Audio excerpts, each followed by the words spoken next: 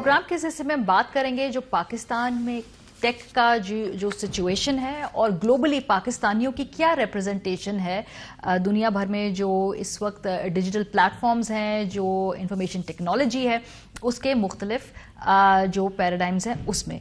पहले से हम बात करते हैं कि आज आलमी टेक्नोलॉजी कंपनियों के जो भारतीय चीफ एग्जीक्यूटिव्स या तो रह चुके हैं या मौजूदा इस वक्त हैं, ज़रा उन पे नज़र दौड़ाते हैं क्योंकि ये कोई कोइंसिडेंस नहीं है। डेफिनेटली बड़ा सिस्टमैटिक तरीके से ये जो पूरी इस वक्त सूरत हाल है उसके पीछे कुछ ना कुछ किसी ने कुछ सोचा है और तब ये आज भारतीय जो हैं दुनिया भर में हर तरफ मुख्तलिफ जो टेक कंपनीज हैं या मुख्तलिफ जो प्लेटफॉर्म्स हैं उनमें टॉप पोजीशंस पे हैं। पराग अग्रवाल से शुरू करते हैं क्योंकि वो ट्विटर के सीईओ इसी हफ्ते जो बने हैं। 2017 से वो ट्विटर में चीफ टेक्नोलॉजी ऑफिसर तैनात रहे थे। इस हफ्ते उनको बाकायदा सीईओ तैनात कर दिया है पराग अग्रवाल को। सुंदर पिचाई गूगल और उसकी जो पेरेंट कंपनी अल्फाबीट उसके सीईओ हैं। 2015 में गूगल के वो सीईओ बाकायदा तौर पे तैनात हुए थे। अगेन भारत में पैदा हुए, भारत में ही पढ़े लिखे और उसके बाद जाकर अमेरिका में उन्होंने एक मुकम्मल जदोजहद के बाद जो है वो इस पोजीशन पे पहुंचे हैं। सत्या नदेला 2014 माइक्रोसॉफ्ट के सीईओ रहे। 2021 में वो जॉइंट टेक के एग्जीक्यूटिव चेयरमैन तैनात इस वक्त हुए हैं। अरविंद कृष्णा आईबीएम के सीईओ हैं 2020 से। शंतानु नारायण 2007 से एडोब के सीईओ हैं। अंजलि सूद 2017 से वीडियो प्लेटफॉर्म जो वाईमियो है उसकी सीईओ हैं। संजय मेहरोत्रा माइक्रॉन टेक्नोलॉजी के सीईओ हैं। उससे कबल वो वेस्टर्न डिजिटल के बानी और सीईओ भी रह चुके हैं। अमन बुडानी जो है वो वेब होस्टिंग कंपनी के सीईओ हैं। Nikesh Arora cyber security company जो है उसके सीईओ हैं। सो इस पर बात करेंगे प्रोग्राम के हिस्से में और हमारे साथ बदर खुशनूद साहब मौजूद है, chairman Pakistan software association Pasha के। बहुत शुक्रिया बदर हमें ज्वाइन करने के लिए। ये कोइंसिडेंस तो नहीं है ना कि इस वक्त बहुत सारी जो बड़ी बड़ी इस वक्त कंपनियां हैं वहां पर भारतीय सीईओज हैं या इस वक्त बहुत ज्यादा हम उनकी रिप्रेजेंटेशन देख रहे हैं ग्लोबली? जी बिल्कुल, थैंक यू सो मच। बिल्कुल आप सही फरमा रही हैं। बिल्कुल ये कोइंसिडेंस नहीं है। ये चीज़ बहुत सालों से, बल्कि मेरे हिसाब से, हमारे हिसाब से तकरीबन पिछले 25-30 साल से प्लान्ड और ऑर्गेनाइज चल रही है। देखिए, सबसे पहले हमें ये देखने की ज़रूरत है कि इंडिया का जो एजुकेशन सिस्टम है वो बहुत स्ट्रांग है और ख़ास तौर पे जो हायर एजुकेशन सिस्टम है वो बहुत स्ट्रांग है। तो सबसे पहले उनकी एजुकेशन स्ट्रांग थी, फिर उनके यहाँ प्रोफेशनलिज्म बहुत है, फिर उनके वर्क एथिक्स बहुत स्ट्रांग है। इन तीनों चीज़ों के साथ साथ जो उनको सबसे बड़ा बेनिफिट है कि वहाँ साइज बहुत है, बहुत ज़्यादा पॉपुलेशन है। अगर आप उस पॉपुलेशन के एंगल से देखें तो ये अभी एक बहुत थोड़ा प्रोपोर्शन है जो इस वक्त आप सीईओ लेवल पे देख रहे हैं या सी लेवल पे देख रहे हैं अमेरिका में। इसके अलावा अगर आप नोटिस करें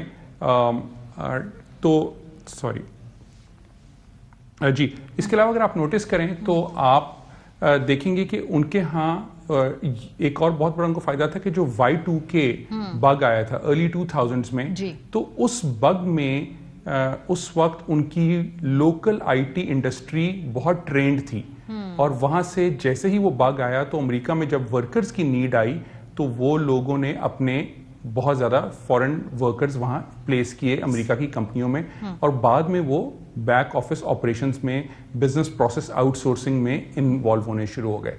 उसके बाद याद रखें हमारे यहाँ 9/11 का सिलसिला शुरू हुआ, हमारी कंट्री की पीआर खराब हुई, मगर उनके प्लेस्ड जो वहाँ टीम्स थी, जो वहाँ एम्प्लॉयज थे, वो लोग ग्रो करना शुरू हुए और आहिस्ता आहिस्ता वहीं पढ़ाई कर वो अब इस वक्त सी लेवल तक पहुंच गए। और हम इस चीज में कुछ तकरीबन 15-20 साल कम से कम पीछे हैं। अच्छा। मगर इसमें एक चीज ऐड करता चलूं कि पाकिस्तान पीछे जरूर है मगर हम लीप फ्रॉग कर सकते हैं, हम बहुत जल्दी आगे जा सकते हैं अगर ये क्वेश्चन मेरा बिल्कुल यही मेरा अगला क्वेश्चन था। आपने कहा हम 10-15 साल पीछे, लेकिन आपने साथ ये भी कहा कि हम कैचअप कर सकते हैं।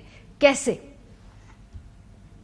जी बिल्कुल, हमें सबसे इंपॉर्टेंट जो है हमें इस वक्त अपनी एजुकेशन की क्वालिटी, खास तौर पे हायर एजुकेशन की क्वालिटी के स्टैंडर्ड को बहुत इंप्रूव करने की जरूरत है।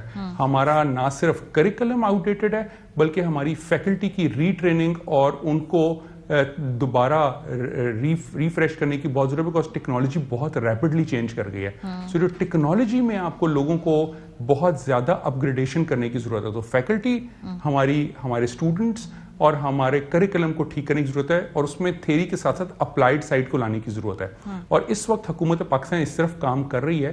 وہ بوٹ کیمپس کے نئے پروگرام آ رہے ہیں, اور وہ وفاقی اور صوبائی سطح دونوں پر اس وقت ان کے بجٹس اپروو ہو گئے ہیں, اور اب وہ ان چیزوں کی طرف کام کریں کہ فوراً سے پہلے بوٹ کیمپس لائے جائیں, تاکہ ہم فاسٹ ٹریک کر کے اپنی نیکسٹ جنریشن کو جلد از جلد ورک فورس کو لا سکیں اس کے اندر.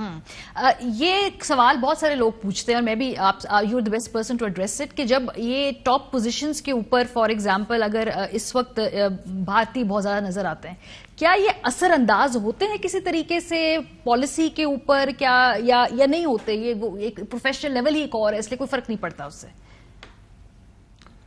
دیکھیں جی, جہاں بھی ہیومن ایلیمنٹ آئے گا وہاں ہیومن سینٹیمنٹ آئے گا, اور وہاں ہیومن انفلوئنس آئے گا, چاہے وہ بہت ایکسپلسٹ ہو یا امپلسٹ ہو, آف کورس افیکٹ کرتا ہے, اور بالکل ضرور آتا ہے, بہت فرق پڑتا ہے, پرائیورٹائز ہوتا ہے.